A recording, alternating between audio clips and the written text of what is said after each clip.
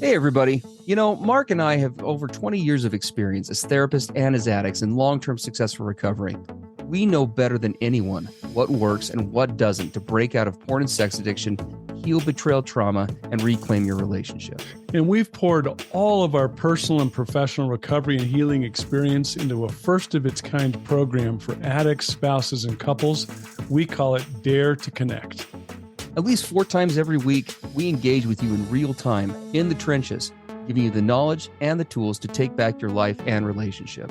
Whatever else you've done on your journey for healing and recovery, you've never done anything like this. Mark and I, we've made all the mistakes, so you don't have to. Don't reinvent the wheel. We all know tomorrow never comes.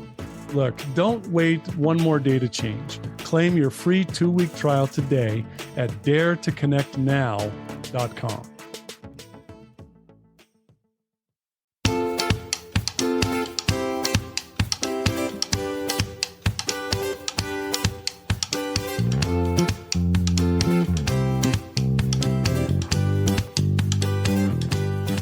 Hey everybody, I'm Steve Moore. And I'm Mark Castleman. We know the pain and heartbreak of porn and sex addiction. And we know the triumph of breaking completely free. Every day, we help our clients find hope and healing. Join us in the fight to take back your life, your marriage, and be stronger than ever. This is the PBSE Squared podcast.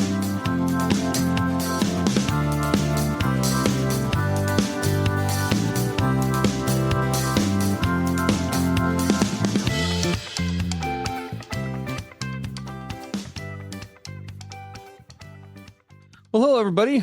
Welcome to the PBSE podcast. Steve Moore and Mark Castleman here. We are coming today with episode 207, if you can believe it. Pretty wild. We hope that with this being recorded during the holiday season, we hope that this finds you well and that you guys are enjoying this time to connect with family and friends and kind of renew for the coming year as we move into the next one. We had a really good submission from a partner come in a few weeks back. We're a little bit backlogged on our podcast, so we apologize. We've gotten a lot of submissions of late, but we're kind of taking those in order. And it's a topic that we have addressed before, but not for quite a while. And it does, like I said, come from a partner. I'll go ahead and it's short enough that I'm going to read it in this case, and then we'll just dive right into it. And this is what it says. Hey guys, first, thank you so much for your podcast. It's helping more than you will ever know. My question is about separation and how to do this well. I found out my husband of 7 years had a severe sex addiction 4 months ago when I was 8 months pregnant. I moved out with our 2-year-old and in with my parents, telling them everything. He and I have thrown ourselves, individually into counseling and gotten support from our closest friends. However, my husband relapsed badly, although she doesn't specify how, and I realized I needed to give him a year of full separation to see if he can change for himself or I need to move on. How can I do this year well? What do we tell our church and wider community? And then she has in parentheses, our pastors are aware of everything. I don't want opinions and judgment if I stay or go, but I don't know how to live in this limbo without lying or pretending to be together. For our kids, is it better to live apart or together? I desperately need advice on boundaries and how to navigate separation with 2 littles. My husband is an amazing father committed to them, but his addiction got so out of control, I just don't trust what he's capable of. So the kids will be with me until he's 1 year sober. It's so hard. Wow. I know it's just a heartbreaking submission. It's so hard to hear. Mm.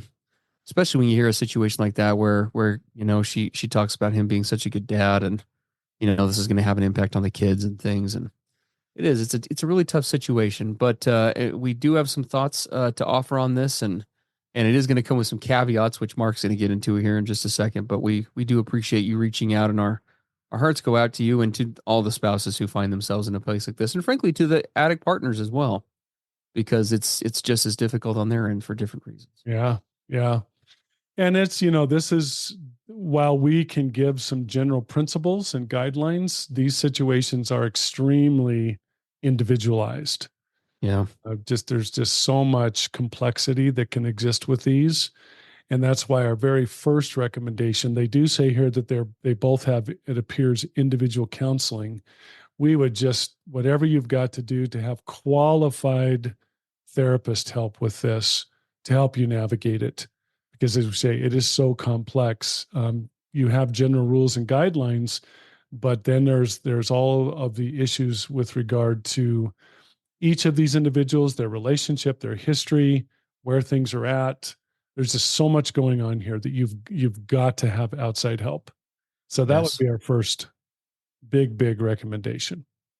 Absolutely. And the therapy piece is so important. We do applaud this couple because obviously they did mention, they've each got individual therapists, which is wonderful. But it is so important to have a therapist in this process, recognizing that, therapy is expensive and you guys are paying for that, individually. I would say at least at the beginning, at an absolute minimum, swap out one of those sessions for a couple session, either with one of your therapists or even maybe ideally a really good CSAT or somebody who's a third party therapist who can kind of be the one who's navigating and wrangling, for lack of a better term, right? The therapy process itself, because having a third party who's unbiased, that nobody has, who doesn't have skin in the game, with one side versus the other is pretty critical when things have gotten this difficult, and can help provide a place for mediating some of the boundaries that we're going to talk about in just a minute, as well as a point of accountability for making sure that everybody's kind of staying on track, right? My wife, by profession, she's a project manager for a tech company, and that's kind of her job. Her job, as she oftentimes says, a large part of it is helping other the other computer programmers and things basically do their job, right? Just kind of keep them running.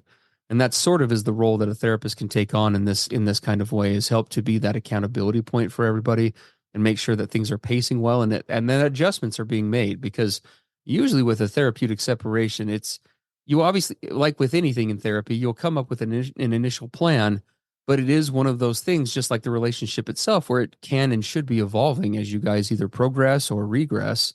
And having someone who has a firm hand at the wheel of that to kind of help you adapt is, really can't emphasize enough how important that is. Yeah. The other side of this is there's a lot of paradigms and perspectives and understandings out there about what having a separation means. The way I was raised in a really volatile home was separation was basically a screaming match, and then one person packs their bags and drives away, and we're having a separation. Right? It's an extremely reactive, sort of knee jerk in the moment of highly intense emotions. You separate, and that's not what we're talking about here. So we have to be, we don't want to start talking about or looking at separation when we are in a heightened emotional state. We want to do that when we're actually calmed down. We feel some stability, some balance, and then we come at it from a very, hopefully, as objective as we can. Although we know that's hard, but understand that what we're discussing today is very different from the knee-jerk reactive separations you hear about. So that, and the other side is there's also something that we would call it's not, this isn't an all or nothing scenario either. Sometimes, Steve, you and I have helped couples to take a break from each other. Yes. Which might be a week or two, or maybe a 30-day break. And so that's possible in order to decide or determine if we need a full lengthy separation. Right? So this isn't an all or nothing black or white scenario here. There's lots of gradations of how this can work. Absolutely. One thing you definitely need to avoid here is, and this, we see this far too often, is when couples will say, well, we need to separate to change, but there's a lack of honesty or transparency going on, and one or even sometimes both partners is actually kind of on the sly or not being really honest either with themselves or with their partner, and are actually just preparing to end the marriage. Which, if that is the case, right, and that needs to happen, that's fine, because there are both therapeutic and non-therapeutic separations, and sometimes we just need to be really clear, right? If the relationship is to have any chance at all, there has to be continued transparency about at least that point, so that we are setting this, so that the therapist who's intervening and you as a couple can make goals that are actually going to serve the direction you're trying to go, right? For example, it's too common for someone to say, well, I want to break or I want to separate, when really that is a mechanism for escape or some sort of avoidance. Right. I just want to time out, but then not really come back to it, or whatever the case may be.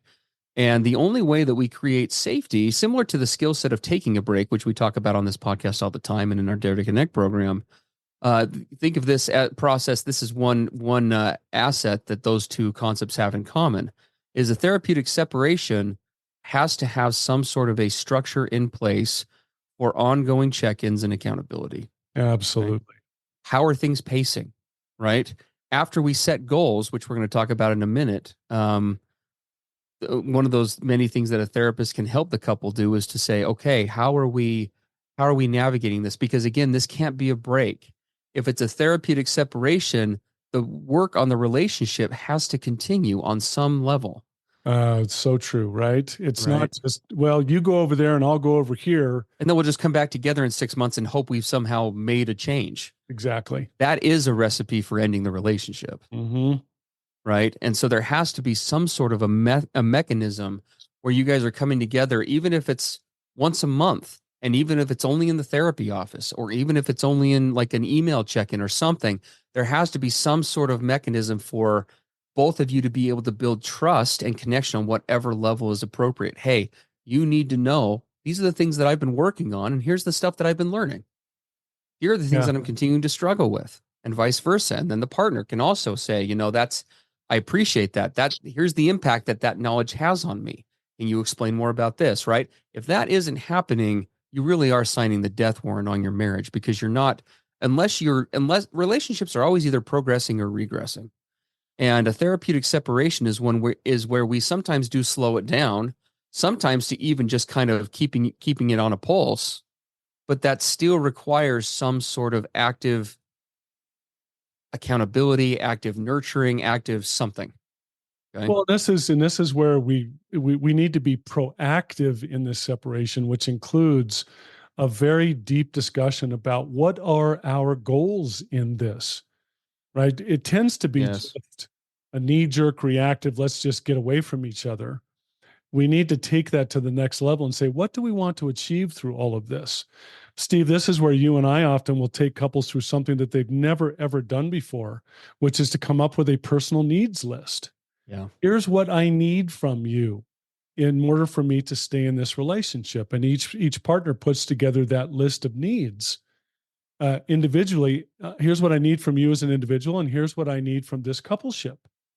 Can we establish what those things are, knowing that we're not going to start to meet those immediately, but can we at least put them in place, what those goals and expectations are? And now we can have a plan how to progressively, little baby step by baby step, start to work on this while we're separated. As opposed to what you said, yep, we've been apart, now we'll come back together, but what's happened in the interim? And either that's the thing that ends up just ending the relationship, or what I've seen, we have a separation and we come back 6 months or a year later and we just continue where we left off and the same dysfunction starts all over again. Yes, absolutely. Right. So, because that is the idea, right? We're trying to break out of patterns, right? And we're trying to set new ones. And there's no way to do that. We really connect with the idea of sometimes the relationship has become so difficult that it's just like, I just need to be out for a little while. But please don't fall into that trap, because it's really easy to do that. And then you find yourself, if you don't have that structure, you will just start to drift apart, or things become muddled again. You'll fall into the same patterns. It's problematic on a lot of levels. Yeah, and as you have those goals and those needs lists come together, as Steve said, periodically to have accountability. How are we doing? Where are we at? Yes. What have you seen? What have I seen? What is the therapist seeing? And I think another thing, Steve, you and I talked about as we were preparing for today, one of the things that's often neglected, shoved aside, especially by us addicts, while you're separated, critical, critical, critical. What is your personal healing and recovery plan for while you're apart? If I'm Correct. not actively, aggressively, intentionally engaging in my own healing and recovery and self-improvement, trying to move into the best version of myself possible, what happens now when we come back together as a couple if I haven't done that work? Yes. So Absolutely. critical. No, for sure. And because remember, guys, how do we rebuild trust? Right? When trust has been broken, trust, a good recipe for trust is consistency over time, if you wanted to put it into kind of like a math equation. right? Consistency over time is how we rebuild trust. It's demonstrating I have the capacity to set a goal, follow through with it, and provide verifiable accountability for it, right? Yep. And so it's a valuable time to be able to do those kinds of things. And the only way that you're going to be able to manage that in a healthy way without the flare ups, without the dysfunctional communication, is if you have, again, some sort of an externally moderated mechanism for doing that, right? The emotions and the flare ups that usually lead to a separation in most cases, and then the accompanying resulting emotional fallout, right? The shame, the desperation, the codependency symptoms that come into play when Mark and I navigate these with clients. The forces behind those can be really great. And without somebody, again, at the head of that, the chance for boundaries being broken on one or both parties is exponentially high. I have worked with couples where, even with therapeutic guidance, we set a boundary. They got together to exchange kids, and then they broke their boundaries around sex. Not that it's bad, obviously, for a couple to have sex, but we had set those boundaries around no sex for the time being because of the emotions involved and the intimacy and the burnout and all that stuff. And they would, even under those kinds of directions, couples will sort of break that. So you can imagine how without that kind of input and regulation, it just gets really muddled. Yeah, And so you opened up another critical part of therapeutic separation, which is, what are the boundaries going to be? yes, What are the boundaries around, as you said, whether we're going to be sexual or physical? And what does that look like? What are the boundaries around, Steve, something you called as we prepared today, off limit topics? yes. Meaning, not that we're avoiding topics, but there are certain topics that we know we don't have the capacity to address because they always end up taking us to anger and volatility and explosions. So we're taking those topics off the table for now. As Or we at least unless it's under special circumstances, which again is where the therapist can be so therapists helpful come, with this, right? We or don't we're talk only about this outside of Steve's office, right? exactly. Or Yep, whatever. yep, exactly. What are the this involves children, this scenario that was sent into us. So what are going to be the boundaries around that? Yeah. For example, is this going to be an in-home separation where we both continue to live in the same house, but he's in the basement and she's in the upstairs? Is he going to go live with his parents or live in an apartment? So what is those practicalities going to look? And if he's going to live in a separate space, now boundaries become huge, as Yes. well as accountability. What's his plan for being safe while he's living in an apartment? I Correct. remember I had a client years ago where they decided on a full separation, and he lived in a little teeny tiny apartment. It was kind of in a ghetto, and he Yeah. was a fairly well off guy, but they decided that part of his recovery and being serious about this was to kind of go bare bones. So he Mm, lived in this little tiny apartment, and every week he was coming to my therapeutic group, and we would work through what his plan looked like to be in that apartment alone and how he was going to be safe and honor his commitments and be active in his recovery. It was a big yes. deal. He had a big plan, and he was accountable for that plan on a daily basis. So Yeah. that just becomes huge. It's a great example. And you can see just by that one example and by what we're talking about, hopefully everybody with it, why this is so important to have somebody helping you with this, because we're in the long and short of it, because there's 100 ways this can happen. Where things go wrong is when boundaries become blurred, right? We start making little concessions because of this or that. For example, we see partners all the time where they're really firm in their boundaries in the beginning. He starts improving, and 2 weeks in, boundaries are all of a sudden going out the window, right? Codependency is kicking in and taking over, and those feelings of very understandable and healthy love for the other person are overriding better judgment, right? Yeah, And how we're many times prematurely trying to engage and things like that. we've worked with couples who, Steve, you and I both have seen this way too much. We decided, for example, that there would be a sex fast Yes. because that was what was really healthy for the relationship, to start from scratch to reestablish basic intimacy and basic connection. And we Yeah. have a couple come back to us after a weekend and sheepishly say, we had sex, right, on Saturday. Yeah, I felt like a priest sometimes meeting with two teenagers when that happens. They I can't know, make right? eye contact with me, and it's Yeah, kind of cute on the one hand, but it is terribly devastating for the process, for right? sure. So along with that, and as we move towards the end of this here, one thing that's really critical, again, that you really just can't navigate well without external help is going to be having some sort of a plan for reconnection. So specifically, Yes. what are the benchmarks for when this happens and that happens? So what I mean by that is, for example, if we are taking all physicality off the table, what do both partners need to see from the other, and how long do they need to see it, or whatever are the boundaries going to be for when we put sex back on the table? And when we Or do, who is the one initiating it at the beginning? Is it a two-way street? Is it we kind of put that power in the case of the partner to help safeguard her safety, which is sometimes what we do? You guys can just see how these little things, these little details, they may seem like it's almost too nitty-gritty. I promise you they're not, because if you screw this up, that's where stuff goes really bad, really fast in a separation. and often if you want to have the best chance at reconciliation, it isn't a matter of taking sex off the table entirely, then bringing sex back on the table Correct. entirely. You may decide that, wow, we've got to kind of start over here. Maybe in our separation time, we're going to start dating each other. Yeah, we got to go back to the dating courting process. And what is that going to look like?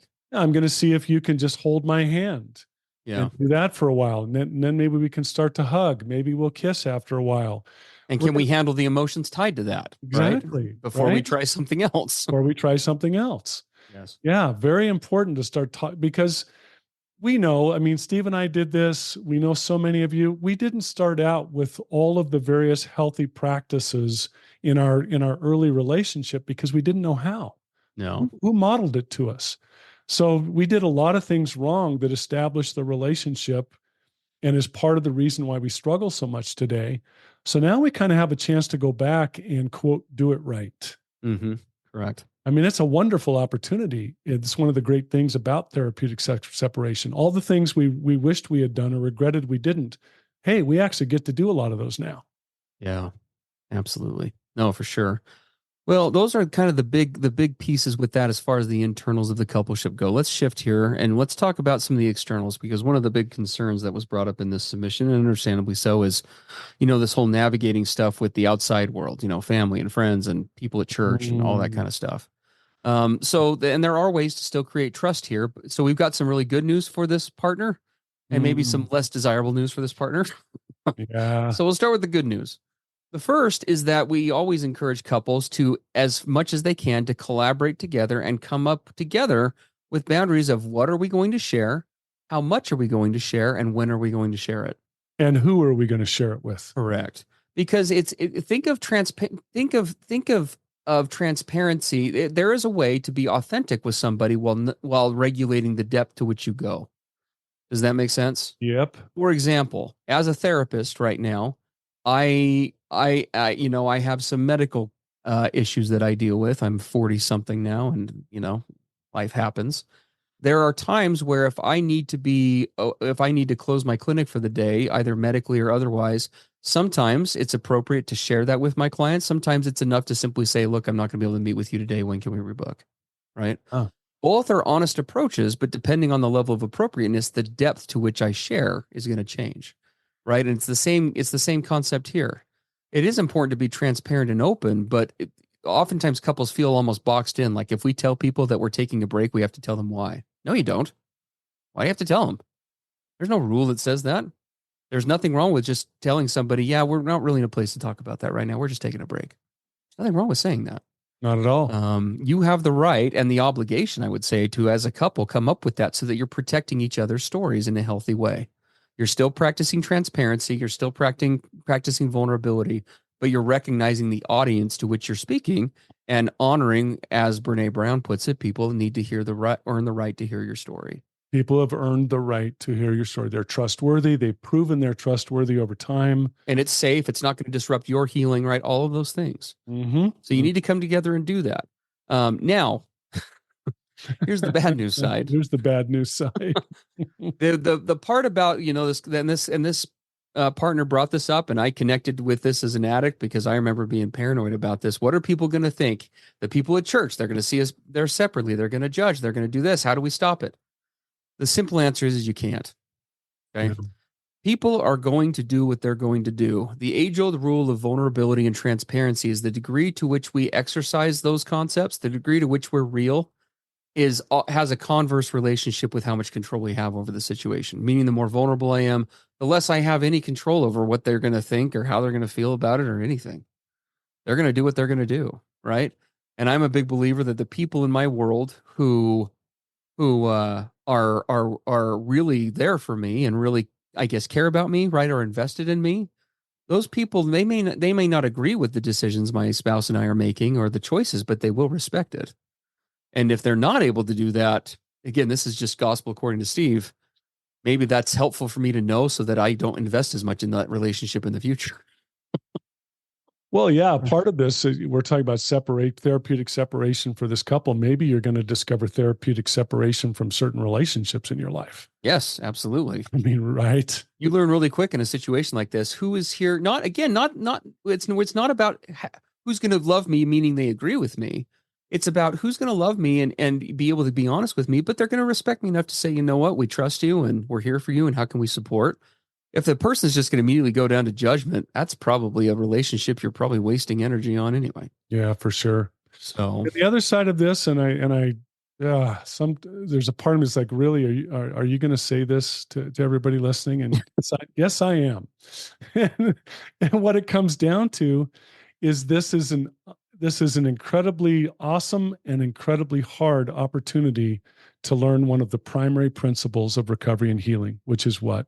Surrender. yeah, I absolutely. can only control my side of the street, and I want to learn how to let go of the rest. And now we get into the whole concept of trusting your higher power, whatever that is for you, trusting the process, letting go of what you can't do things about, and just sticking to your side. And we know that's hard because there's fears, there's trepidation, but what are they going to think? What are they saying behind our backs? I saw the looks on their faces at church. Mm-hmm. And just learning how to let go. Such a big part of this. It's terribly scary, but we will tell you from experience how liberating it is to do that.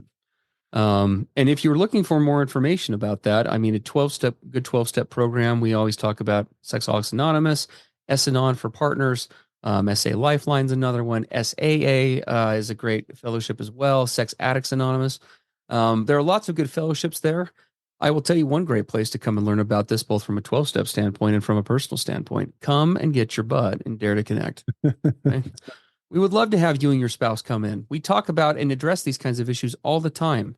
Right now, this podcast, we've got about a month-long backlog on questions. And we don't even select every question because sometimes they've been addressed recently. What if you could be in a program where you could just ask us anything you wanted right on the spot and get an answer within a day? 4 times a week. That's what Dare to Connect offers. Okay.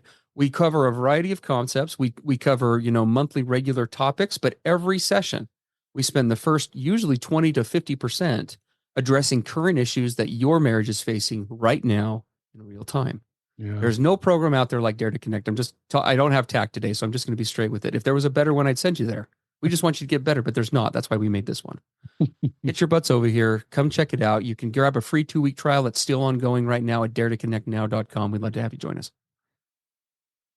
All right. Well, with that in mind, one more point to address, because we do need to talk about the kids, because there was a question about that. Oh, yeah, there was. So let's talk about that for just a second. So the child component to this is terribly difficult. And I will tell you what I understand, and Mark, feel free to chime in or even disagree if your understanding is different. Everything that I have read about the research around separated children versus divorced kids and all that stuff is that it is best and optimal to keep the children together in a living situation with both parents intact if the parents are able to model and stay in an authentically healthy relationship. If the relationship becomes toxic to the point where the children are picking up on it, the research also shows it is better in the long term for children to be separated rather than the old school notion of just stick it out for the kids no matter what is nonsense. It's critical that you keep that at the forefront of your mind. In every relationship, that's going to be different, right? Because that's, again, here's where a therapist can help you with kind of boots on the ground in your situation, because it is complicated about, the pros and the cons, and there will be pros and cons no matter what you do. But that's a good, at least starting place that I would say is if you're able to maintain healthy boundaries and be civil with one another, he's able to be consistent in his recovery, you're able to be consistent in yours, and you have the space to do it, an in-home separation might work well. We've seen those work really well. On the same token, though, things may be so volatile or so high intensity. I have worked with couples, and I know Mark has too, where they just look at each other and the fight starts. Yep. And if that's the case, then yeah, you are probably better served finding something different. So And those are my thoughts about it. and as a kid who grew up in a house like that, Oh, where this would be great. Yeah, Mark my has parents experience here. stayed, my mom and several stepdads stayed together way longer than they should have. You think that you're having private, yelling matches in your bedroom, and let me tell you, kids are incredibly perceptive. Yes. Kids can pick up on body language and energy where words aren't even spoken. And I Yeah. remember as a kid, I could feel the tension between my parents. I felt it. I would Mm. walk in the house and I would go, "Oh crap, here we go," and they Yeah. hadn't even started yelling yet. You got to chuckle about it because it's so sad. It's just so Yeah, hard to hear. Gosh. and it created in me a kid that I was very anxiety ridden. I was very hyper vigilant. I mean, I was always on my guard, not knowing when the whole, the blow up was going to come next. And it just creates anxious, isolated, socially kind of backward kids in many cases. Yeah. So again, something that you've got to navigate with help to find out what is going to be best. Because you can see there's a lot of balls in the air to balance him, her, the children, the scenario. It's a lot going on here. Sure. Absolutely. Well, guys, thank you so much. As always, we appreciate your patronage, and we so love that we gained another country this week. Mark, let me know. We are now being listened to in 190 countries out of like 194 or something Three or that are four. on Yeah, Monitor. it's incredible. And we feel so blessed that so many of you tune in, and we really do love and care about each of you. When we take calls or when we take submissions like this, we reflect on our wives and our own past, and we don't monetize this podcast. We love being here with you. We hope that you'll come check out, like I said, Dare to Connect. It's our passion to see people not have to reinvent the wheel, the way Mark and I did. So just thank you for being here, and have a great week as you're enjoying the holiday season. We hope again that you're resting and recharging, and we will catch you next week. Sounds great. Everything expressed on the PBSE podcast are the opinions of the hosts and the participants and is for informational and educational purposes only. This podcast should not be considered mental health therapy or as a substitute thereof. It is strongly recommended that you seek out the clinical guidance of an individual qualified mental health professional. If you're experiencing thoughts of suicide, self-harm, or a desire to harm others, please dial 911 or go to your nearest emergency room.